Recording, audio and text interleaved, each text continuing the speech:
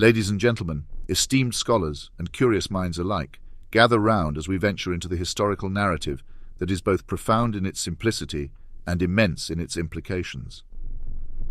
We shall delve into the chronicles of King Edwin of Northumbria, a figure whose significance transcends the annals of mere religious conversion and touches upon the very essence of the human condition. Our guide on this journey is none other than the Venerable Bede, whose ecclesiastical history of the English people preserves for us a tale both poignant and revelatory. King Edwin, a monarch of shrewd intellect and considerable foresight, found himself at a critical juncture.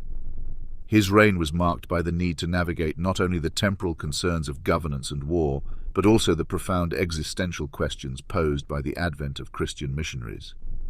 Amidst this climate of intellectual and spiritual turmoil, we find the story of an advisor who, in a moment of rhetorical brilliance, offered a metaphor that has echoed through the ages. Allow me to quote directly from Bede's magnum opus, capturing the essence of this moment in full.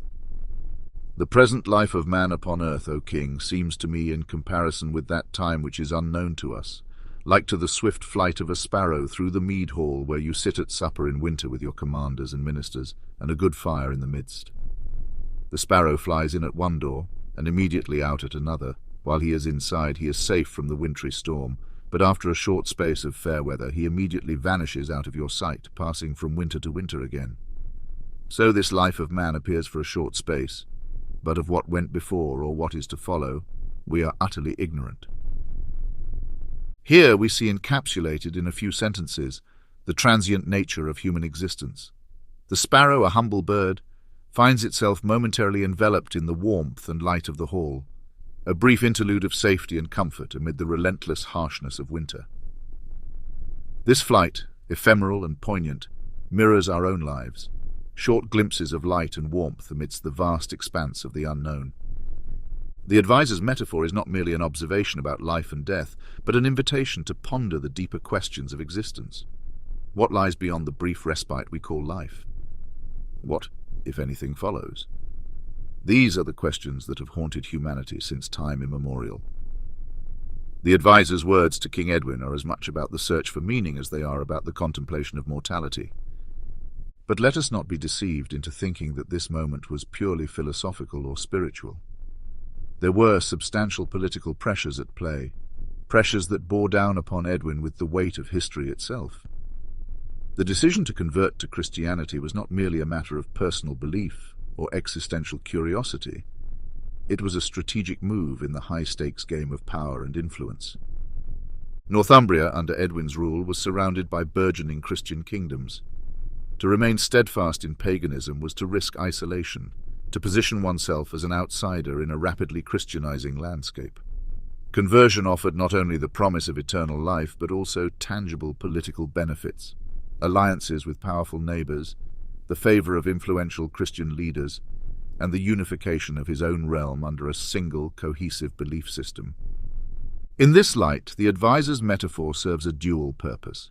It speaks to the universal human desire for understanding and reassurance in the face of the unknown, while simultaneously addressing the immediate practical realities of Edwin's rule.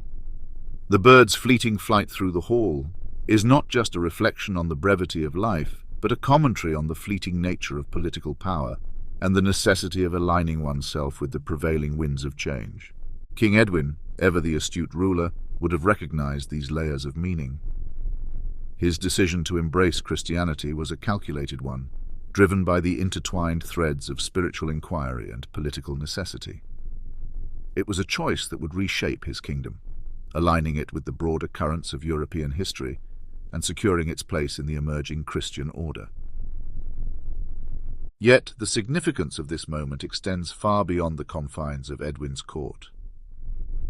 The metaphor of the sparrow and the broader narrative of conversion speak to the enduring human struggle to find meaning and stability in an unpredictable world. It is a reminder that our lives, like the sparrow's flight, are brief and fragile, but also that our choices can have far-reaching consequences, echoing through the corridors of history. In reflecting upon this tale, we are invited to consider the interplay between belief and power, the ways in which our existential dilemmas are often bound up with the practicalities of life. King Edwin's story is not just a relic of a bygone era, but a mirror reflecting the timeless struggles that continue to shape our world. So, as we ponder the flight of that sparrow through Edwin's hall, let us appreciate the richness of this metaphor and the layers of significance it holds. It is a testament to the human quest for meaning, a commentary on the transient nature of power, and a reminder of the enduring impact of our decisions. Let us honor this tale, not merely as a moment of religious conversion, but as a profound reflection on the human condition and the ceaseless search for understanding in the fleeting passage of life.